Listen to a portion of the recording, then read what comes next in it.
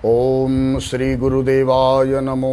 नमः। ओम श्री गुरु परम गुरु परात्पर गुरु परमेष्ठी गुरुभ्यो नमो नमः। भगवती ब्रह्म शिशु अनंताय नमो नमः। परिवार तीर्थ अनंत धामर श्री धामेश्वर विग्रह भगवान क्षीराब्दी साई अनंत सुंदरंकर अभय चरण तले मंच उपरु सेवक मानसरे शतकोटी दंडवत प्रणाम समर्पण करुछि। ए पवित्र धामर नियामक पुरुष प्रातस्मरणीय सद्गुरुदेव परमहंस श्रीमद बाबा बलियांकर अभय चरण तले भक्तिपूत प्रणति निवेदन करुछि। पवित्र उत्कल भूखंड तथा आर्यावर्त भारत वर्षर प्रतिटी साधु सन्थ सद्गुरु वृंद मानकर अभय चरण तले सेवक मथानत विनम्र प्रणति समर्पण करुछि। बलिया विचार ये कार्यक्रम को आपण मानक स्वागत करुछि। गत 2-3 दिन है ये कार्यक्रम स्थगित रही थिला। प्रथम दिन नेटवर्क विडंबना तापर पर पवित्र जेहेतु यह अनंत धाम एक मुख्य पर्व हूँ अनंत चतुर्दशी अनंत व्रत। एणु अनंत चतुर्दशी व्रत एवं गत कालीर इंद्र पूर्णिमा भागवत जन्म तेने 2 दिन उत्सव मुखरित थिला पवित्र धाम जो आपण मानक निकटरे बाणी सेवा को समर्पण करने सेवक असमर्थ थिला। पुणी गुरु गोविंदकर अमीय इच्छा रे आज सेवक आपण मानक सेवार उपस्थित रही। आमे आज आम पई कोन मार्गदर्शन रही पाठ करिबा। श्रद्धा न थाई पिंडदान बा श्राद्धर अर्थ ही किछि नाही। एक उपादेय प्रसंग तात्कालिक अवस्था को नहीं एवं यह को संजोग कह जाई पारे। ये सेवक आज कौन कह बोली बाहर करला बेलू स्वतस्फूर्त भाव में यही कथाटी आज बाहर थिला। मु ताकू माने पृष्ठा पर पृष्ठा ओलटाई ताकू बाहर कर नथिली। जेतेबेले यही कथाटी आसिले ये सेवक सकाळे आगे मन पकेला अरे अरे यह बोधे ईश्वर इच्छा आज आम पाई। कारण यह संजोग गतकाली इंद्र पूर्णिमा जाइछि भाद्रव विदाय नेले आज ठारू आश्विन कृष्ण पक्ष प्रतिपदा आरंभ हेले एवं यह को पितृपक्ष बोली कह जाए। क्यों पक्ष ना आज ठारू 15 दिन पर्यंत। तेणु आश्विन मासर प्रथम ये जो 15 दिन को पितृपक्ष बोली कह जाए। जो पितृपक्ष पितृपुरुष मान को श्राद्ध तर्पण करा जाए। भारतर प्रतिटी तीर्थरे आज ठारू आपण माने देखिबे पितृपुरुषों उद्देश्य श्राद्ध तर्पण आदि कर्म करा जाए। एवं यही समय रे कौन नूतन कार्य तो एमती आरंभ हुएनी एवं केवल पितृमान को स्मरण करने पितृपुरुष मान को स्मरण करने दिवंगत आमर पूर्व कुटुंब मान को मन पकड़ापी पूर्व आचार्य मान को मन पकड़ापी यह एक स्मरणीय मुहूर्त गोटे वर्ष भितर। एमिति तो श्राद्ध दिवस रे आमे समस्ते आमर पितृपुरुष को मन पकाऊ किंतु विशेषकर पितृपक्ष स्वतंत्र भाव उद्दिष्ट केवल से पितृपुरुष मान उद्देश्य। भगवत गीता कहा गले पितॄणाम अर्जमा चास्मी जमः संजमतामहम। पितृलोकरे पितृगण मनक मध्यरे मु अर्जमा रूप से बसी। पितॄणाम अर्जमा चास्मी ओडिया भागवत मध्य से कहा गले पितृगणक मध्ये मुहि अर्जमा नामटी बोलाई। ताले यह कौन अधे वर्तमान अनेक अनुष्ठान अनेक आध्यात्मिक संस्था नारे माने आध्यात्मिकता नारे संस्था करी केते दूर आध्यात्मिकता अच्छी प्रभु जाने। तेबे तथाकथित से आत्मघोषित आध्यात्मिक संस्था गुड़िए वर्तमान कहले शुद्ध श्राद्ध किछि नुह एगुड़का सब काले बेकार। तेले परंपरा को शास्त्रीय भावधारा को शास्त्रीय दिग्दर्शन को जो माने अबांतर बोली कहउचंती ये सब बेकार बा अनावश्यक बोली जो माने कहउचंती ताले सी अनुष्ठान गुड़िक समाज पाई केते आवश्यक यह आउ एक प्रश्न अछि। कारण माने यह ही कह जाई पारिबो जे दिल्ली जाइनी दिल्ली ता जीवदशा भितर जाई भी पारिबनी। तेणु से जेते तंटी फटेई दृढ़ कंठरे उच्च स्वर में जदि कहे दिल्ली भारत वर्ष रे नाही ता कथा कौन शुणाଯିव कि आउ जदि धरतु ता कथा को शुणी जी अनुमान कला विश्वास कला बा मन भितर बद्ध धारणा धरीदेला भारत वर्ष में दिल्ली नाही तेणु ये उभय निर्बोधंकर कथा आलोचना करिया मध्य उचित नुहे जी कहूँ सी भी निर्बोध सी शुणुची सी भी निर्बोध कहीं तार बोध ज्ञान नहीं तार माने ज्ञानर परिभाषा नहीं जे भारत वर्षर राजधानीटा हूँ दिल्ली तेणु ये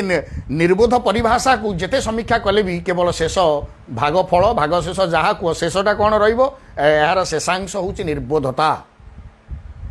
ये गोटे शब्द व्यतीत आउ किसी कहीहबनी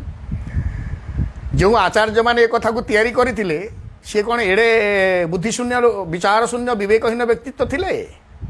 आमे आज जे किछि न बुझिकी किछि न शुणिकी ताकू सबू कथा बेकार अनावश्यक बोली कहूछु गीता भूल वेदांत भूल उपनिषद भूल स्मृति शास्त्र भूल परंपरा भूल सबू भूल तमे जे गपुच से ठीक फेरिबा कथा भीतर यह ही हूँ भारतीय निदर्शन जहाँ चिकित्सा शास्त्र वर्तमान धीरे धीरे से पहुँचुची आध्यात्मिक विज्ञान प्राचीन आचार्य महर्षि माने एते दूरद्रष्टा थिले अर्थात जो ये हूँ गुरुदेव कहती ये भारत वर्ष तोपर देश नुहे ये हूँ तपर देश एबे हैला सेतेबेले तोप भी थिला तपस्यार बल मध्य थिला ये तोप जेतिकी सृष्टि करि पारिथिला आग्नेयास्त्र जेतिकी सृष्टि करि पारिथिला तपस्यार शक्ति रे रुद्धिमंत मध्य सेतिकी थिला तपस्यार देश हूँ भारत यौगिक बलर देश हूँ भारत जो तपस्यार बल एवं वैषयिक ज्ञान कौशल रे पूर्व आचार्य माने ये संसार भितर जो वैज्ञानिक धारा गुड़ा को उपस्थापन करते न्यूटन तीनटा ल न्यूटन कर तीनटा ल कणादंकर वैशेषिक दर्शन पढ़ंतु ये सेवक बही नाटा भी कहूँ कणादंकर वैशेषिक दर्शन न्यूटन कर तीनटा ल ता भितर देखिए माने ऑर्गेनाइज करा जाई अर्थात जानी शुणी भारतीय शास्त्र बोधता को लुचाई दिया जाइछि एवं भारतीय शास्त्र कथा को कॉपी करा जाई निज निज नाम रे नाम माने नामित करी सही माने उद्भावक आविष्कारक बोली डिंडिम पिटा जाउछि आमे मध्य से को पढुछु जेहेतु आम घरर शास्त्र पुराण कथा आमे पढुना जानुना बुझुना इंग्रेजी वाला जहाँ आमको कहले आमे से को बढ़ी आम निजुक बड़ भूषपंडित काश पंडित भाविलु तो तार परिणाम हूँ बर्तमान या कणादंकर वैशेषिक दर्शन पढ़ंतु आटमिक थ्योरी आज जोटा आटमिक साइंस बोली जोटा कह जाउछि तार मूलटा हूँ कणादंकर वैशेषिक दर्शन ये सेवक पाखे मत तार प्रतिलिपि थिला न्यूटन तीनटा नियम को केमिति कॉपी करा जाइछि कणादंकर शास्त्र तार प्रतिलिपि मध्य सेवक पाखे अछि कौन समयांतर मध्य सेवक आपण मानकु प्रस्तुत मध्य करि पारे तेबे शुद्ध आ श्राद्ध कौन ये आजिर कथा हूँ श्राद्ध पितृपक्षर आम क्या श्राद्ध दौचे आम पितृपुरुष को ताले मनरे प्रथम प्रश्न बाची जो कथा गुड़ा को कहीकि आम मानकर ब्रेन वाश करा जाउछि वर्तमान अरे बापा तो मल्ला माँ तो मल्ला अजा जेजे बापा जेजे माँ तो मल्ले पुणी श्राद्ध कौन भल कथाटे आ सी कौन मरते नहीं आम जन्म हो आम भी मरवा नहीं कि ये संसार जी थे जन्म हो से मर जात से ही ध्रुवर मृत्यु ध्रुवम जन्म मृत जन्म हेले मृत्यु जमीती सत्य मृत्यु हेले पुणी जन्म हम यह सत्य से कथाटा को भूली जा कि मोर जी जेजेबापा है मोर जे अजा आई होते सी वर्तमान नहांती सी देहत्याग जेबे ठारू कले से कौन एमती शून्य एमती बसी सी पुणी कौटी जन्म हो सारे ना आउरी नुआ रूपरे नुआ ढंगरे पुणी हुए तो तांकर माने जो रिबार्थटा पुणी सेठी भी गोटे जन्म अतिक्रांत हो सारे किए कह से कथा ताहले आमे श्राद्ध कहीं देऊ मो जेजे बापा मत कौन जानुंट एइथिपाई श्राद्ध जिते दि जाए नियम कानून किसी जानिछ जानिना श्राद्धरे केवल तुम जेजे बापा जेजे माँ बा जो माने दिवंगत हो जाइछंती सेई मानकु दिया जाउनी सेठी विष्णुंकर शालग्राम शिला रखा जाउछि बा विष्णु गोटे विष्टर ब्राह्मण रखा जाउछि अर्थात विष्णुंकर स्वरूपटे रखा जाउछि देवतार आराधना तेबे आमर पूर्वपुरुष जी थिले बा जो माने हजिगले दिवंगत हो गले मरीगले से मानकु आमे मने पकाऊ सात पुरुष पर्यंत क्या दौचु आमे ପିତୃବଂଶ ବାପା ବାପାଙ୍କର ବାପା ବାପାଙ୍କର ବାପାଙ୍କର ବାପା ତିନି ପୁରୁଷକୁ ଦେଲୁ ଅର୍ଥାତ୍ ମାଙ୍କର ଯିଏ ହେଉଛି ଶାଶୁ ତାଙ୍କ ଶାଶୁ ଇଏ ହେଉଛି ପିତୃବଂଶ ଠିକ୍ ସେହିପରି ମାତୃବଂଶ ଯେଉଁଟା ମାମୁଁ ଘର ବଂଶ ବୋଲି କୁହାଯାଏ ମାତୁଳ ବଂଶ ବୋଲି କୁହାଯାଏ ଯେଉଁଟା କୁହାଯାଉଛି ମାତାମହ ପ୍ରମାତାମହ ବୃଦ୍ଧ ପ୍ରମାତାମହ ତା ନାଁ ତେଣୁ ପିତାମହ ପ୍ରପିତାମହ ବୃଦ୍ଧ ପ୍ରପିତାମହ ତିନି ତିନି ଛଅ ପୁରୁଷକୁ ଆମେ ଦେଉଛୁ ଆମେ ଗୋଟେ ପୁରୁଷ ଏବଂ ତାପରେ ବିଷ୍ଣୁଙ୍କୁ ପ୍ରଥମ ଅର୍ଘ୍ୟ ଦିଆଯାଉଛି ବିଷ୍ଣୁ ସେଠି ସାକ୍ଷୀ ମୁଁ ମୋର ପୂର୍ବପୁରୁଷମାନଙ୍କୁ କାହିଁକି ନା ମୋର ମାତୁଳ ବଂଶ ଏବଂ ପିତୃବଂଶ ଏଇମାନଙ୍କର ଜିନ୍ରେ ମୁଁ ତିଆରି ଆଉ ଏହା ମଧ୍ୟ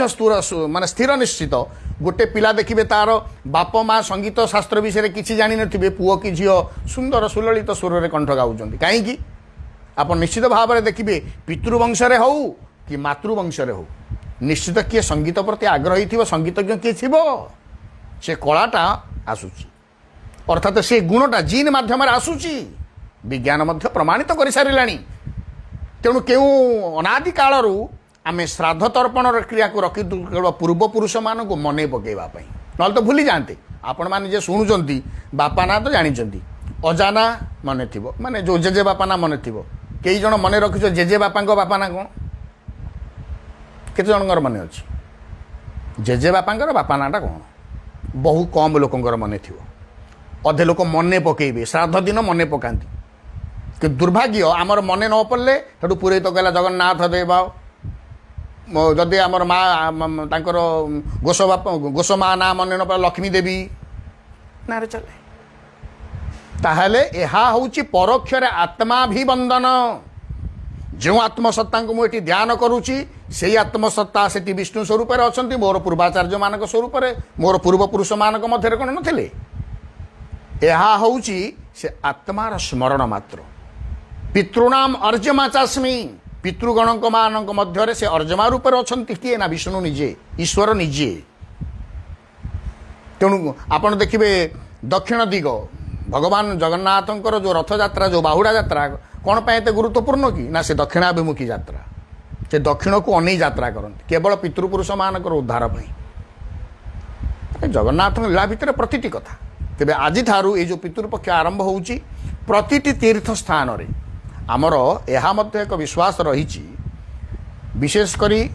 ଗଙ୍ଗା ନଦୀରେ ଆମେ ଆମର ଯେଉଁ ଅସ୍ଥିକୁ ବିସର୍ଜନ କରୁ ଏହାକୁ ମଧ୍ୟ କେତେକ କହିଲେଣି ଭୁଲ କଥା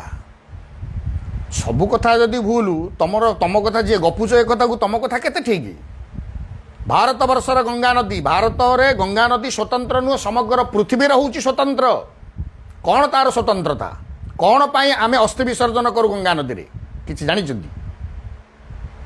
ତାର ବାସ୍ତବତା ହେଉଛି ଗଙ୍ଗା ନଦୀ ସମଗ୍ର ବିଶ୍ୱରେ ଏକମାତ୍ର ନଦୀ ଆପଣ କହିବେ ନା ନାହିଁ ସେଟା ଯେ ବହୁତ କ'ଣ ମିନେରାଲ୍ସ ୱାଟର ଗୁଡ଼ାକ ଅଛି ମିନେରାଲ ୱାଟର ଶହ ଶହ ନଦୀରେ ଅଛି ଖାଲି କ'ଣ ଗଙ୍ଗାରେ ଅଛି ବୈତରଣୀରେ ନାହିଁ କି ଆଉ ଗୋନାସିକାରୁ ବାହାରିଛି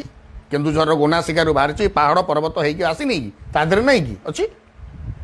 ତାପରେ ହିମାଳୟରୁ ହଜାର ହଜାର ଶହ ଶହ ଝରଣା ପରା ବାହାରିଛି ଶହ ଶହ ଗୋଟେ ଦୁଇଟା ଅଳକାନନ୍ଦା ବାହାରିଛି ଭାଗୀରଥୀ କ'ଣ କେତେ ବାହାରିଛନ୍ତି ହିସାବ ନାହିଁ ତାହେଲେ ମିନେରାଲ ୱାଟର ସବୁ ପାଣିର ଜଳ ସେଠି ମିନେରାଲ ୱାଟର ଯଦି ବଦ୍ରିଧାମ ଆପଣମାନେ ଯାତ୍ରା କରୁଥିବେ ବାଟରେ ଦେଖୁଥିବେ ସେ ଝରଣାର ପାଣି ଗୁଡ଼ାକ ଭୁସଭୁସି ହେଇକି ପଡ଼ୁଥିବ ସେ ପାନ କେତେବେଳେ କରିଛନ୍ତି ସେ ପାଣିକି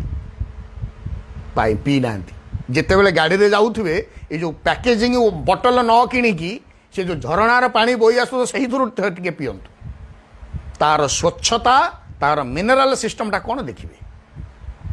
ପେଟ ଭରି ଖାଇଥିବେ ସେଇ ଝରଣାର ଜଳ ଗୋଟିଏ ଥରେ ପିଅନ୍ତୁ ତ ସୁପାଚ୍ୟ ଆରାମସେ ହଜମ ହେଇଯିବ ଆପଣଙ୍କୁ ଜଣାପଡ଼ିବନି ମିନେରାଲ ୱାଟର ଆଉ ଆମେ ଯେଉଁଟା ବୋତଲ କିଣିବୁ ସେଟା ମିନେରାଲ ନୁହେଁ ଆମେ କହୁଛୁ ମୁହଁରେ ମିନେରାଲ ବଟ୍ ତା ଉପରେ ଲେଖା ହେଇଛି ପ୍ୟାକେଜିଂ ୱାଟର ଅର୍ଥାତ୍ ପ୍ୟାକେଜ ହେଇଥିବା ଗୋଟେ ୱାଟର ବଟଲ ପାଣି ବୋତଲ ଏଟା ମିନେରାଲ ନୁହଁ ମିନେରାଲ ହେଉଛି ଝରଣାରୁ ଯେଉଁ ଜଳଟା ଝରି ଆସେ ତେବେ ଗଙ୍ଗା ନଦୀର ଜଳ ସେଠି ଶହ ଶହ ନଦୀର ଜଳ ହେଉଛି ମିନେରାଲ ସିଷ୍ଟମ ସହିତ ଜଡ଼ିତ ତାହେଲେ ଗଙ୍ଗା ନଦୀର ସ୍ୱତନ୍ତ୍ରତା କ'ଣ ନା ଗଙ୍ଗା ନଦୀର ଏକମାତ୍ର ଗଙ୍ଗା ନଦୀର ଜଳ ଯେଉଁ ଜଳରେ ହାଡ଼ଟା ମଧ୍ୟ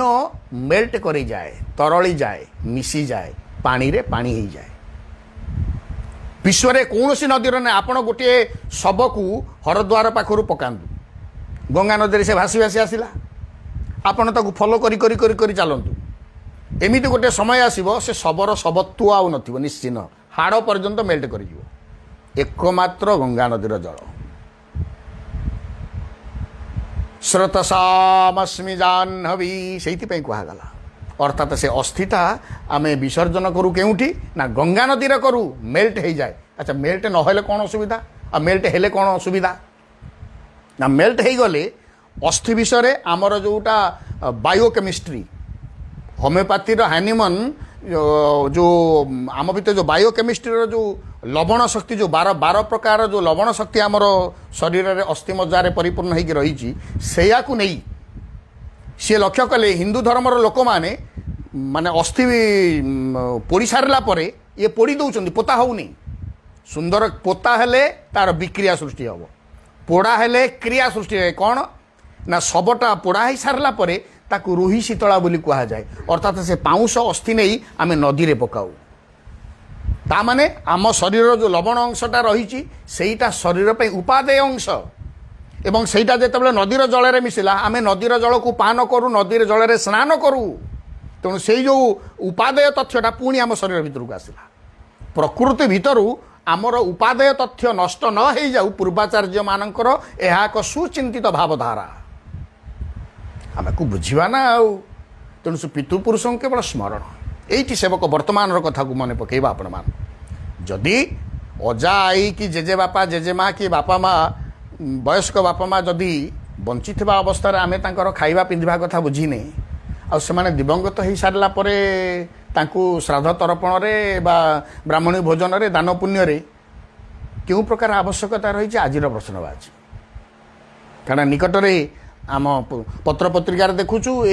ଏଇ ନିକଟରେ ଆତ୍ମୀୟ ସ୍ୱଜନ ମାନେ ଛାଡ଼ି ଦେଇ ଯାଉଛନ୍ତି ମାନେ ବୃଦ୍ଧ ବାପା ମାଆଙ୍କୁ କେଉଁଟା ମେଡ଼ିକାଲରେ, ବାହାରେ ଥାଇକି ପଇସା ପଠାଇ ଦେଉଛନ୍ତି ମେଡ଼ିକାଲକୁ, ତାଙ୍କ ଟ୍ରିଟମେଣ୍ଟ କର। ଇରେ ଘରକୁ ନେଇଯାଉନା, ତାଙ୍କର ତାକୁ ଦେହ ଖରାପ ନାହିଁ, ଆମର କିଏ ଅଛି ତାକୁ ସମ୍ଭାଳିବ, ତମେ ସେଇଠି ରଖିଥା, ଆମେ ପଇସା ପଠାଇ ଦେଉଛୁ। ଏହା ମାନବିକତା ଦୃଷ୍ଟିକୋଣ ତ। ଏଇ ନିକଟରେ ସମ୍ବଲପୁରର ଜଣେ ଡକ୍ଟର, ନାଁଟା ହଠାତ୍ ଆସୁନି ସ୍ମରଣରେ, ସିଏ ଟଙ୍କିକିଆ ମେଡ଼ିକାଲ ଗୋଟେ କରିଛନ୍ତି। ଅର୍ଥାତ୍ ଯେଉଁ ରୋଗୀ ଆସିବ ଟଙ୍କାଟିଏ ତାଙ୍କୁ ଦେବ। ଏବଂ ଏଇ ନିକଟରେ ଜଣେ ବୃଦ୍ଧା ମାଆଟିଏ ଦେହତ୍ୟାଗ କଲା, ଆତ୍ମୀୟ ସ୍ୱଜନ କେହି ଆସୁନଥିଲେ, ସେ ଡାକ୍ତର ବାବୁ ନିଜେ ସେ ଶବକୁ ନେଇ ସତ୍କାର କଲେ, ନିଜେ ଶ୍ରାଦ୍ଧ ତର୍ପଣ କଲେ। କୃତଜ୍ଞତା, ମାନବିକତାର ମୂଲ୍ୟବୋଧ ହାତ ଆପେ ଆପେ ଯୋଡ଼ି ହେଇଯିବ ସେଭଳିଆ ମଣିଷ ପାଖରେ। ତେଣୁ ଭଲ ମଣିଷ ଭାବରେ ଅନ୍ତତଃ ମାନବିକତା ଆମ ଭିତରେ ବଞ୍ଚି ରହୁ। ଯଦି ପିଲାମାନଙ୍କ ଭିତରେ ନିଜର ଆତ୍ମୀୟ ସ୍ୱଜନମାନଙ୍କ ପ୍ରତି ଏତିକି ଆତ୍ମୀୟତାର ପରିଭାଷା ନାହିଁ, ଆଉ ମୃତ୍ୟୁ ହେଇସାରିଲା ପରେ ଆମେ ତୀର୍ଥ ବୁଲିକି ଦେଲୁ, ଗାଁ ବାଲାକୁ ଭୋଜିଭାତ କରିକି ଦେଲୁ, ଆମେ ଗୋଟେ ମାନେ ଯୋଗ୍ୟ ପୁଅ କି ଝିଅ ବୋଲିକି ଆମେ କ'ଣ କଲୁ ନା ସେଠି ଲୋକମାନଙ୍କୁ ଜଣେଇଲୁ। ଏହା ବାସ୍ତବ ଆବଶ୍ୟକ ନୁହେଁ। ବଞ୍ଚିଥିବା ଅବସ୍ଥାରେ ଅନ୍ତତଃ ବାପା ମାଆକୁ ଟିକେ ଭଲସେ ଖାଇବାକୁ ଦିଅ କି ଭଲସେ ପିନ୍ଧିବାକୁ ଦିଅ, ତାଙ୍କ ମନ ଜାଣି ଟିକେ କାମ କର। ଆଉ ମଲା ପରେ ତୁମେ କ'ଣ ଅମକ କଲ ଧମକ କଲ ସମକ କଲ, ତାର ଆବଶ୍ୟକତା କ'ଣ ଅଛି? ତେଣୁ ଗୁରୁଦେବ ତାହା ହିଁ କହୁଛନ୍ତି। ଶ୍ରଦ୍ଧା ନଥାଇ ପିଣ୍ଡଦାନ ବା ଶ୍ରାଦ୍ଧର ଅର୍ଥ କିଛି ନଥାଏ। ଯଦି ଗୁରୁଜନମାନଙ୍କ ପ୍ରତି ଆମର ଶ୍ରଦ୍ଧା ନାହିଁ, କାରଣ ଶ୍ରାଦ୍ଧର ଅର୍ଥ ଶ୍ରଦ୍ଧୟା ଦୀୟତେ ଇତି ଶ୍ରାଦ୍ଧମ୍, ଯାହା ଶ୍ରଦ୍ଧା ଦ୍ୱାରା ଦିଆଯାଏ ତା ନାଁ ହେଉଛି ଶ୍ରାଦ୍ଧ। ଆମେ ତାଙ୍କୁ, ସେ ଆଜି ନାହାନ୍ତି, ସେ କେଉଁ ସ୍ୱରୂପରେ ଥିବେ? ମୋ ବାପା ସ୍ୱରୂପରେ, ଅଜା ସ୍ୱରୂପରେ, ଜେଜେ ବାପା ଜେଜେମା ସ୍ୱରୂପରେ ଯେଉଁ ଲୋକଟା ଥିଲା ତା ଭିତରେ ଯେଉଁ ଆତ୍ମା ଥିଲେ ସେଇ ଆତ୍ମାଙ୍କ ଉଦ୍ଦେଶ୍ୟରେ ଶ୍ରାଦ୍ଧ। ସେ ସ୍ୱରୂପ ପ୍ରତି ନୁହଁ, ସ୍ୱରୂପକୁ ଆମେ ମନେ ପକାଉ ଭୁଲି ନ ଯିବା ପାଇଁ, ପରମ୍ପରାକୁ ଭୁଲି ନ ଯିବା ପାଇଁ, ପୂର୍ବାଚାର୍ଯ୍ୟ ପୂର୍ବପୁରୁଷମାନଙ୍କୁ ଭୁଲି ନ ଯିବା ପାଇଁ ଏହା ଏକ ସୁସ୍ଥ ପରମ୍ପରା। ଏବଂ ଆମେ ଆମର ଗୋତ୍ରକୁ ଉଚ୍ଚାରଣ କରୁଛେ, ତାହା ମଧ୍ୟ ଆମର ପୂର୍ବଜମାନଙ୍କର ଏକ ସୁନ୍ଦର ସ୍ମରଣର ପରିଭାଷା। ଆମେ ସମସ୍ତେ ଜଣେ ଜଣେ ଋଷିର ସନ୍ତାନ। ଏଇ କଥାଟାକୁ ମନେ ପକାଇ ଦେବାର ନାଁ ହେଉଛି ଗୋତ୍ର। ଆମ ସମସ୍ତଙ୍କର ଗୋତ୍ରର ନାଁ ହେଉଛି ଜଣେ ଜଣେ ଋଷିର ନାଁ। ତେଣୁ ମଣିଷ ଭାବରେ ଠାକୁର ଆମକୁ ଜନ୍ମ ଦେଇଛନ୍ତି, ଆମ ଭିତରେ ଦିବ୍ୟଜ୍ଞାନର ଅଧିକାରୀ, କିନ୍ତୁ ଆମ ଭିତରେ ବିଚାରବୋଧତା ଅଛି, ବିବେକଶୀଳତା ଅଛି, ଜ୍ଞାନ ଅଛି, ବୁଦ୍ଧି ଅଛି, ଚେତନା ଅଛି, ସବୁ କଥା ଅଛି। କିନ୍ତୁ ଆମେ ତାକୁ ବ୍ୟବହାର କରି ମାନବିକ ଦୃଷ୍ଟିकोणରୁ ଆମେ ତାକୁ ବ୍ୟବହାର କରି ଗୋଟେ ସୁସ୍ଥ ଭାବଧାରାଟେ ତିଆରି କରିବା ଏ ମାନସିକତା ଆମ ଭିତରେ ତିଆରି ହେଇପାରୁ ଗୋଟେ ଭଦ୍ର ମାନେ ପାଠୁଆମୀର ବା ଶିକ୍ଷିତର ଖୋଳପା ତଳେ ଆମେ କେବଳ ଅସାମାଜିକତା ଅଭଦ୍ରତା କେବଳ ଅଭଦ୍ରାମୀ କେବଳ ଆମ ଭିତରେ ବଢ଼ି ବଢ଼ି ଚାଲିଛି ଶିଷ୍ଟାଚାର ଜ୍ଞାନ ସୃଷ୍ଟି ହେଇପାରୁନି ଅର୍ଥାତ୍ ପରମ୍ପରା ସଂସ୍କୃତି ଆମ ପ୍ରାଚୀନ ଶାସ୍ତ୍ର ପୁରାଣକୁ ଆମେ ସମ୍ମାନ ଦେଇ ଶିଖିନୁ ଆଗେ ପଢ଼ ଆମ ଶାସ୍ତ୍ର ପୁରାଣରେ କ'ଣ ଲେଖା ହେଇଛି ଥରେ ପଢ଼ିବାର ଅସୁବିଧା କ'ଣ ଅଛି ତେଣୁ ଏଇ ପିତୃପକ୍ଷରେ ଯେଉଁମାନେ ଦିବଙ୍ଗତ ହେଇଯାଇଛନ୍ତି ସେମାନଙ୍କୁ ଆପଣମାନେ ଶ୍ରଦ୍ଧାର ସହ ଅନ୍ତତଃ ଦିଅନ୍ତୁ ବାଧ୍ୟବାଧକତାରେ ନୁହଁ ଆରେ ଲୋକ କ'ଣ କହିବେ ଏଇଟା ହେଉଛି ସବୁଠାରୁ କ'ଣ ନା ବର୍ତ୍ତମାନ ସୋସାଇଟିର ପ୍ରଗତିର ବାଧକ ଲୋକ କ'ଣ କହିବେ ଏରେ ଲୋକ କ'ଣ କହିବେ ମୋ କାମଟା ମୁଁ କରିବି ମୁଣ୍ଡରେ ଚନ୍ଦନ ମାରୁନାରେ ଅଫିସ୍ ଷ୍ଟାଫ୍ ମୋର କ'ଣ କହିବେ ଲୋକ କ'ଣ କହିବେ ଏଇ ଧାଡ଼ିଟା ହିଁ ହେଉଛି ସବୁଠାରୁ କ'ଣ ନା ମୋ ଜୀବନର ବାଧକ ଲୋକ କ'ଣ କହିବେ ଇରେ ଟିକେ ଆଜି ସୋମବାର ଟିକେ ଯାଉନା ଟିକେ ମନ୍ଦିର କି ଆଜି ଗୁରୁବାର ଟିକେ ବିନା ପିଆଜ ରସୁଣ ଖାଉନା ନା ନା ନା ସେଠି ଆଉ ଅଫିସରେ ଏତେ ଲୋକ ଥିବେ ସେ କ'ଣ ଭାବିବେ କ'ଣ କହିବେ କେହି ପଛେ ନ କୁହନ୍ତୁ ତମ ମନରେ କିନ୍ତୁ ସେଇ କଥାଟା ଆସୁଛି ଏଣ୍ଟାର ସାଉଥ୍ କଲଚରରେ ଦେଖନ୍ତୁ ତ ସେ ଯେଡ଼େ ବଡ଼ ଅଫିସର ହଉ ଯେଡ଼େ ବଡ଼ ଲୋକ ହଉ ସମସ୍ତେ ଈଶ୍ୱରଙ୍କୁ ତାଙ୍କର ପୂଜା କରନ୍ତି କିଏ ବିଭୂତି ମାରୁଛି କିଏ ଚନ୍ଦନ ମାରୁଛି କିଏ ସିନ୍ଦୁର ମାରୁଛନ୍ତି ନା ନାହିଁ ତାଙ୍କୁ ଆଉ କେହି କହୁନାହାନ୍ତି ତମକୁ ଖାଲି କହୁଛନ୍ତି ଦୁର୍ବଳ ମାନସିକତା ସଂକୀର୍ଣ୍ଣ ମାନସିକତା ମନ୍ଦିରରେ ଚନ୍ଦନ ଟିକେ ସେ ମାନେ ଯିଏ ବ୍ରାହ୍ମଣ ଗୋସାଇ ମାରିଦେଲେ ଓହ ତାପରେ ଆମେ ତାକୁ ନିଭେଇଦେଲେ ଆଉ କାହିଁ ନିଭେଇଲ କେହି କିଛି କହୁନାହାନ୍ତି ତମେ ନିଜକୁ ନିଜ ଭାବୁଛ ଅର୍ଥାତ୍ ସଂକୀର୍ଣ୍ଣ ମନା ଦୁର୍ବଳ ମନା ଏ ହୀନମନ୍ୟତାକୁ ଆମକୁ ତ୍ୟାଗ କରିବାକୁ ପଡ଼ିବ ତେଣୁ ପୂର୍ବପୁରୁଷମାନଙ୍କ ନିକଟରେ ଗୁରୁଜନମାନଙ୍କ ନିକଟରେ ଦିବଙ୍ଗତ ଗୁରୁଜନମାନଙ୍କ ନିକଟରେ ଶ୍ରଦ୍ଧା ଭାବରେ ଶ୍ରଦ୍ଧା ପ୍ରକଟ କରିବାକୁ ପଡ଼ିବ ଆନ୍ତରିକତାର ବୋଧକୁ ପ୍ରକଟ କରିବାକୁ ପଡ଼ିବ ଏବଂ ପରମ୍ପରାକୁ ସମ୍ମାନ ଦେବାକୁ ପଡ଼ିବ ସବୁ ଭିତରେ ଯଥାର୍ଥ ବୋଧ ଅଛି ଅଯଥାର୍ଥ କେହି ନୁହଁ ଆଉ ଅଯଥାର୍ଥ କଥା ଆମ ପରମ୍ପରାରେ ହିଁ ନାହିଁ ତେଣୁ ଯଥାର୍ଥ ବୋଧରେ ସବୁ କଥାକୁ ଗ୍ରହଣ କରିବାକୁ ପଡ଼ିବ ହଁ ଏ କଥା ମଧ୍ୟ ସେବକ ଆପଣମାନଙ୍କୁ କହୁଛି ଯଥାର୍ଥ ବୋଧ ଭିତରେ ସମୟାନ୍ତରରେ କିଛି ଭୁଲ କଥା ପଶି ଆସିଛି ସମୟାନ୍ତରରେ ଅନେକ ପରିବର୍ତ୍ତନ ମଧ୍ୟ ହେଇଛି ତାହାର ଆବଶ୍ୟକ ମଧ୍ୟ ଅଛି ତାହା କେଉଁ ସ୍ଥଳରେ ତାହା ମଧ୍ୟ ବିଚାର୍ଯ୍ୟ ତେଣୁ ସେବକ ନିବେଦନ ତାହା ହିଁ ରଖିବ ଆମେ ଯେତେବେଳେ ପିତୃପୁରୁଷମାନଙ୍କୁ ଶ୍ରାଦ୍ଧ ତର୍ପଣ କରୁଛେ ଶ୍ରଦ୍ଧାର ସହ କରିବା ତାହା ହେଉଛି ଆତ୍ମାଭିବନ୍ଦନ ସେ ମୋ ନିକଟରେ ଯେ ଜେଜେବାପା କି ଜେଜେମା ହେଇକି ଥିଲେ ସିଏ ବର୍ତ୍ତମାନ କେଉଁ ପୁରରେ ଥାନ୍ତୁ ତାଙ୍କ ଭିତରେ ଯେଉଁ ଆତ୍ମା ଥିଲେ ବର୍ତ୍ତମାନ ବି ସେଇ ଆତ୍ମା ତାଙ୍କ ଭିତରେ ଅଛନ୍ତି ସେ ଆତ୍ମାଙ୍କୁ ଏଠି ମୁଁ କେବଳ ସ୍ମରଣ କରୁଛି ଆଉ ସନାତନୀ ପରମ୍ପରା ପୂର୍ବପୁରୁଷମାନଙ୍କୁ ଅର୍ଥାତ୍ ଯେଉଁ ଜିନ୍ର ଆଧାରରେ ଆମ ଜୀବନ ଜନ୍ମ 7ଟା ଜନ୍ମ ପର୍ଯ୍ୟନ୍ତ ବା 7ଟା ଜେନେରେସନ୍ ପର୍ଯ୍ୟନ୍ତ ଆମ ଜିନ୍ର ପ୍ରଭାବ ରହିବ ବିଜ୍ଞାନ ଆଜି କହୁଛି କିନ୍ତୁ ଶ୍ରାଦ୍ଧ ଶୁଦ୍ଧ ଏହା ମାଧ୍ୟମରେ ଆମର ପୂର୍ବାଚାର୍ଯ୍ୟମାନେ ଏ କୋଲିଙ୍କଟାକୁ ବହୁ ପୂର୍ବରୁ କହିଥିଲେ ବିଜ୍ଞାନ ଏବେ ଜାଣୁଛି ଅବୋଧ ବାଳକ ପରି ଏବେ ଜାଣୁଛ ତାମାନେ ଏବେଠାରୁ ସେ କଥା ଆରମ୍ଭ ହେଲା ସନାତନୀ ପରମ୍ପରା କେବେଠାରୁ ତାକୁ ଆରମ୍ଭ କରିଛି ତେଣୁ ଆମ ପରମ୍ପରାକୁ ସ୍ୱାଗତ କରିବା ଆମ ପାରମ୍ପରିକ କଥା ଭିତରେ ଆମକୁ ମଜିବାକୁ ପଡ଼ିବ ତାକୁ ବୁଝିବାକୁ ପଡ଼ିବ